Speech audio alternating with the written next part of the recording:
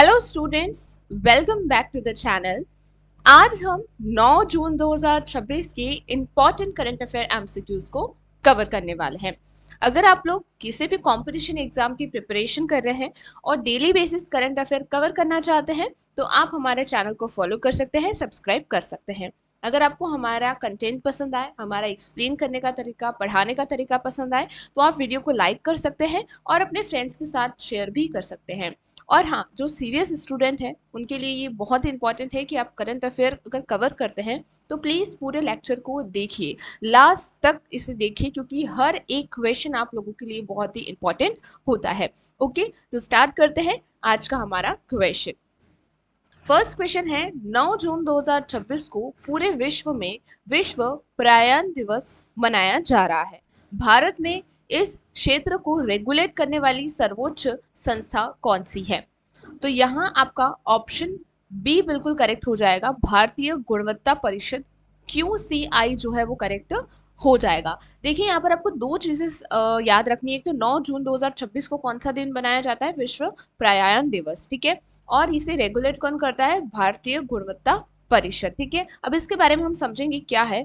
तो सबसे पहले QCI क्या है? भारतीय गुणवत्ता परिषद जो है, जैसे इंग्लिश की अगर हम देखें इंग्लिश में तो क्वालिटी काउंसिल ऑफ इंडिया की स्थापना साल 1997 में भारत सरकार और भारतीय उद्योगों ने मिलकर की थी।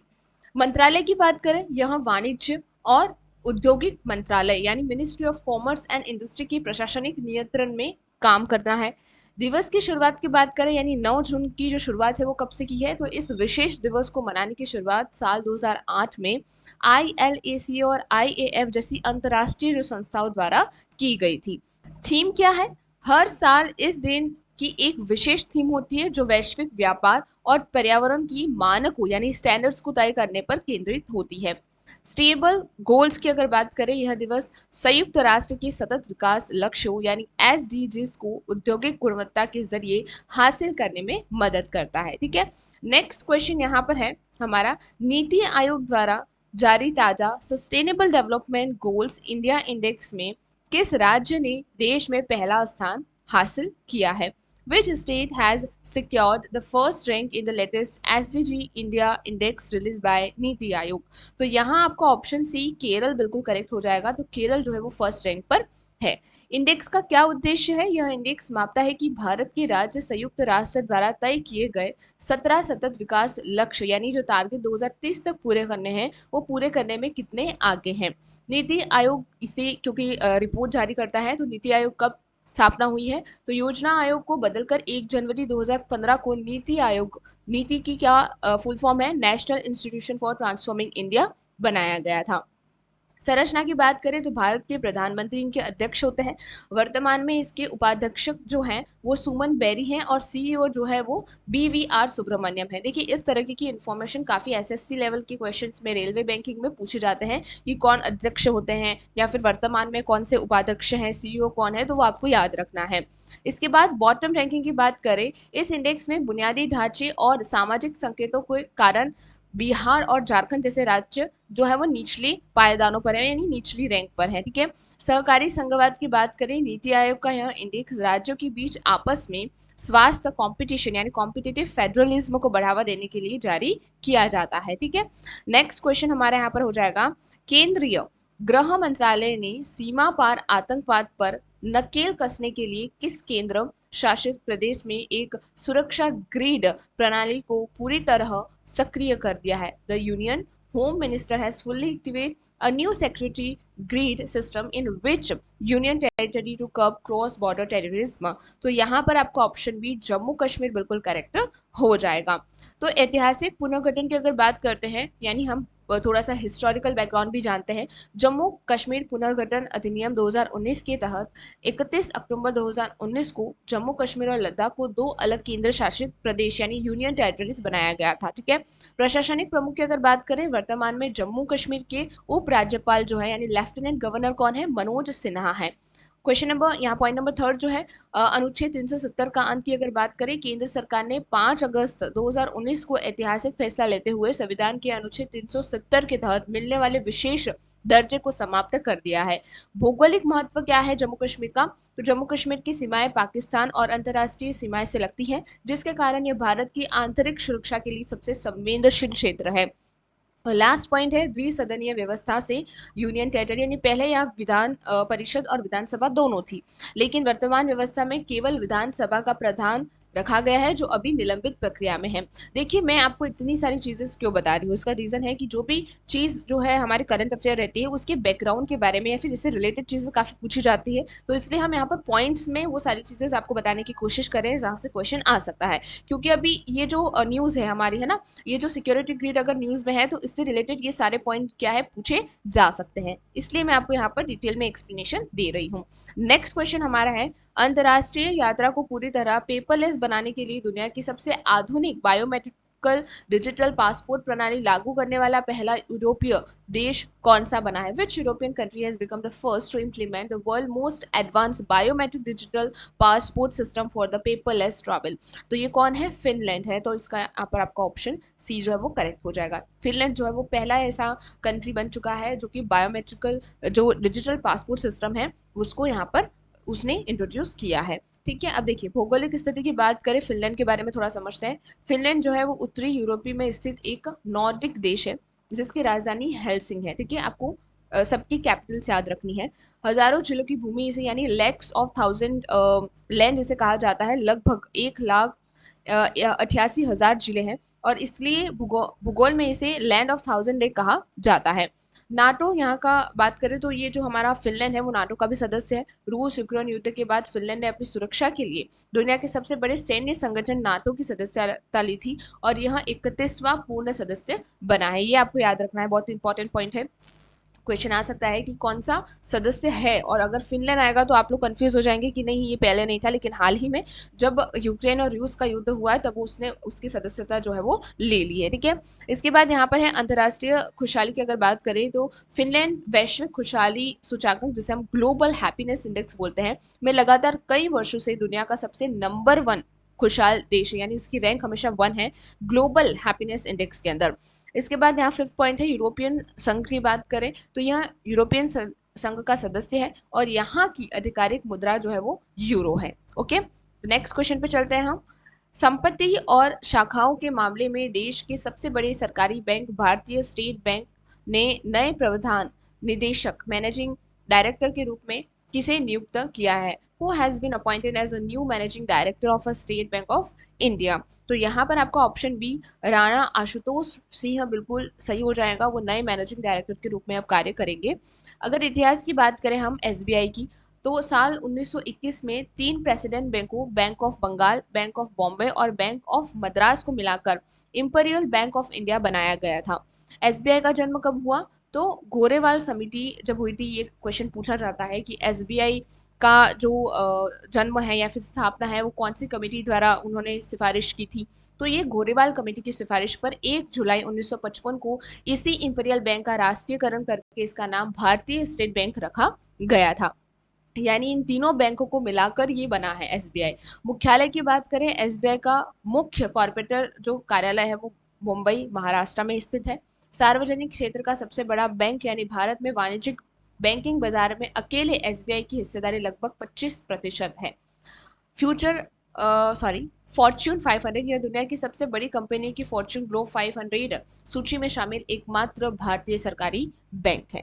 तो ये आपको याद रखना है कि क्या एसबीआई फॉर्च्यून 500 के अंदर है? तो यस है। ठीक है, नेक्स्ट क्वेश्चन है हमारा कि भारतीय तटरक्षक बल इंडियन कोस्ट गार्ड ने समुद्र में फैले प्लास्टिक और तेल यानी रिसाव, जैसे ऑयल स्पिल है, ये एनवायरनमेंट का एक बहुत ही इंपॉर्टेंट क्वेश्चन बन सकता है यहाँ से। ऑयल स्पिल क्या होता है तो ये हम आगे समझेंगे। देखिए, जैसे चुनौतियों से निपटने के लिए किस नए स्वदेशी प्रदूषण नियंत्रण जहाज को अपने बेड़े में शामिल किया है? Which new indigenous pollution control vessel has been inducted by the Indian Coast Guard to tackle the marine pollution?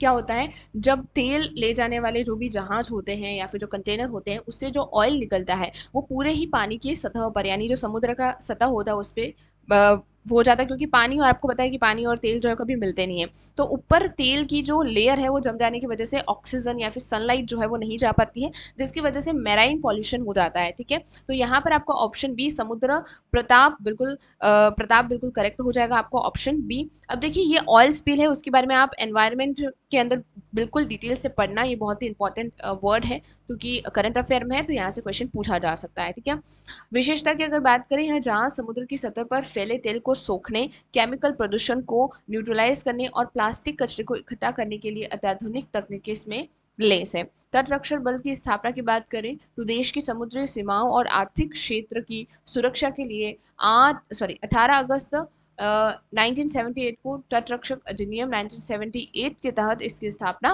की गई थी। मंत्रालय और मुख्यालय की बात करें, यह बल केंद्रीय रक्षा मंत्रालय के अधीन काम करता है और इसका मुख्यालय जो है वो नई दिल्ली में है।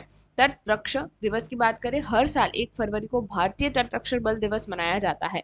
मोटो क्या है इसका? आदर्श वाक्य व्ययम रक्षम, वी प्रोटेक्ट है, जो इसके कर्तव्य को दर्शाता है।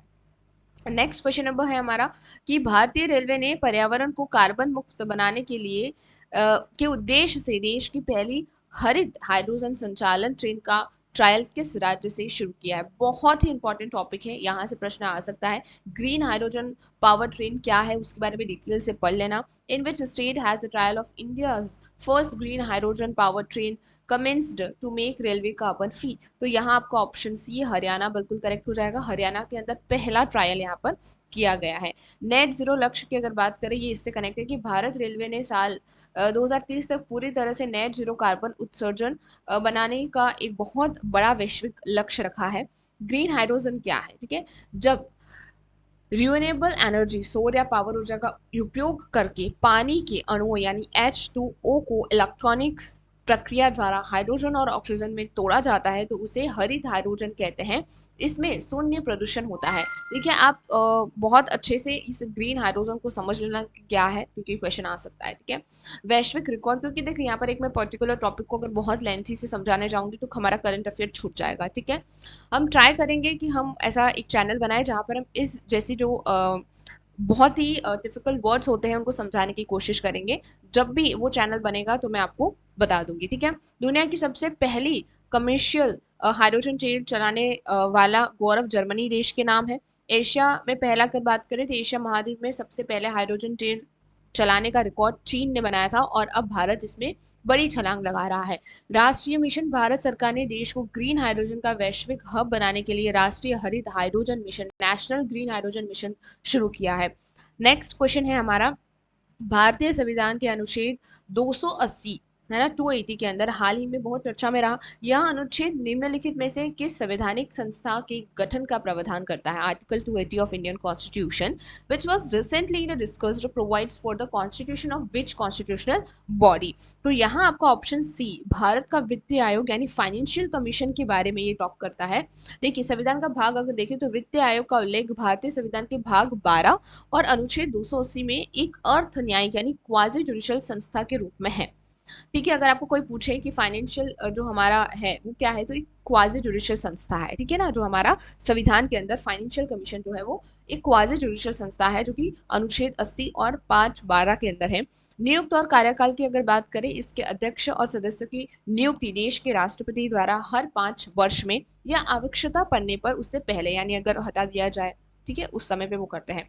16वां वित्तीय आयोग अभी जो हमारा वर्तमान में फाइनेंशियल कमीशन है वो 16th है सक्रिय, जिसके अध्यक्ष प्रसिद्ध अर्थशास्त्री डॉक्टर अरविंद पनघड़िया हैं जो नीति आयोग के पहले उपाध्यक्ष भी रह चुके हैं। पहला वित्त आयोग क्या है? भारत में प्रथम वित्त आयोग का गठन साल 1951 में किया गया था जिसके अध्यक्ष केसी नियोगी थे।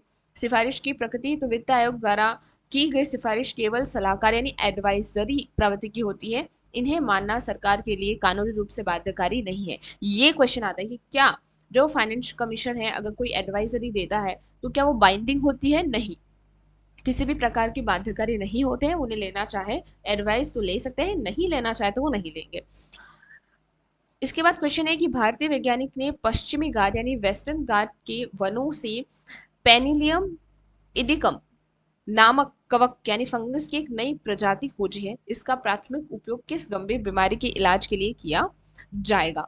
तो ये जो है आपका यहाँ पर कैंसर रोग की दवाएं बनाने में इसका उपयोग किया जाएगा। तो ऑप्शन बी जो है वो बिल्कुल करेक्ट होगा। ये बहुत इंपॉर्टेंट न्यूज़ है। एंटी कैंसर मेडिसिन के लिए इसका यूज किया जाएगा। कौन सा फंगस है? पेनिकुलम इंडिकम, याद रखना। देखिए पेनिकुलम का इतिहास अगर बात करें, दुनिया की सबसे पहली एंटीबायोटिक दवा का नाम पेनिसिलिन था, जिसे साल 1928 में वैज्ञानिक अलेक्जेंडर फैमलिंग ने पेनिसिलियम नोटेटम नामक कवक से ही खोजा था। कवक का अध्ययन विज्ञान की वह शाखा जिसके अंतर्गत कवकों यानी फंगी का विस्तृत अध्ययन किया जाता है, इसे माइक्रोलॉजी कहा जाता है। कोशिका सेल यानी सेल वॉल की अगर बात करें, कवक की बाहरी कोशिका वित्त पौधे की तरह सेल्यूलोज की नहीं बल्कि काइटिन नामक जटिल शर्करा की बनी होती है। कैंसर बीमारी के कारणों, लक्षणों और उसके इलाज के वैज्ञानिक अध्ययन को ओनोकोलॉजी कहा जाता है। ये बहुत ही इंपॉर्टेंट टर्म्स है, आप याद रखना। ओनोकोलॉजी या फिर ये जो माइकोलॉजी जो है वो आपको याद रखना पड़ेगा, ठीक है ना। पश्चिमी घाट हॉटस्पॉट है, हम सभी जानते हैं पश्चिमी घाट भारत की सबसे प्रमुख जैविक विविधता हॉटस्पॉट यानी बायोडायवर्सिटी हॉटस्पॉट में से एक है, जो नई प्रजाति की खोज के लिए दुनिया भर में प्रसिद्ध है। आज का हमारा अंतिम प्रश्न जो है वो बहुत ही इंपॉर्टेंट है कि केंद्र सरकार ने विश्व प्रसिद्ध माजुली द्वीप के पारंपरिक मुखौटे जो कि मास्क क्राफ्ट जो है शिल्प को अंतर्राष्ट्रीय स्तर पर बढ़ावा देने के लिए एक विशेष वित्तीय पैकेज की घोषणा की है। यह द्वीप किस नदी पर स्थित है? The central government has announced a package to promote the traditional mask craft of historical Majuli Iceland on which river this Iceland located। तो ये ब्रह्मपुत्र रिवर पे है, तो आपका ऑप्शन सी जो है वो बिल्कुल करेक्ट होगा। Guinness world record Majuli Assam के ब्रह्मपुत्र नदी के बीच स्थित दुनिया का सबसे बड़ा नदी द्वीप यानी वर्ल्ड लार्जेस्ट रिवर आइसलैंड है। भारत का पहला नदी जिला, यह भारत का पहला ऐसा नदी द्वीप है जिसे असम सरकार द्वारा बकायदा एक पूरा प्रशासनिक जिला घोषित किया गया है। सांस्कृतिक धरोहर, यह द्वीप असम के महान समाज सुधारक श्रीमंत शंकरदेव द्वारा शुरू की गई वैष्णव संस्कृति की और भारत के क्षत्रिय नृत्य यानी जो शास्त्रीय डांस है असम का मुख्य केंद्र है। भौगोलिक संकेत यानी जीआई टैग की बात करें तो माजुली ने इस पारंपरिक मुखेटो शिल्प जो क्राफ्ट है यानी मास्क जो क्राफ्ट है और यहाँ की मिट्टी के बर्तन बनाने की कला को भारत सरकार द्वारा आधिकारिक रूप से जीआई टैग मिल चुका है। पारिस्थितिक संकट की बात करें तो ब्रह्मपुत्र ने हर साल आने वाली भीषण बाढ़ और मिट्टी के कटाव, रिवर बैंक इरोजन के कारण इस खूबसूरत द्वीप का क्षेत्रफल धीरे धीरे सिकुड़ रहा है, जिसके संरक्षण के लिए लगातार सरकार प्रयास कर रही है।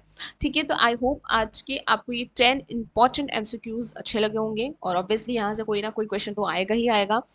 तो अगर आपको इसकी पीडीएफ चाहिए तो आप मुझे कमेंट सेक्शन में ज़रूर बताना, मैं आपको प्रोवाइड करवा दूंगी। इसकी जो पीडीएफ है वो फ्री ऑफ कॉस्ट हमारे चैनल के ग्रुप है व्हाट्सएप पे, वहाँ पर आपको इसे मिल जाएगा। अगर आपको चाहिए तो आप जस्ट मुझे कमेंट करना मैम पीडीएफ, तो मैं आपको नंबर दूंगी, उस ग्रुप में आप ऐड हो जाना। Okay, thank you very much for today.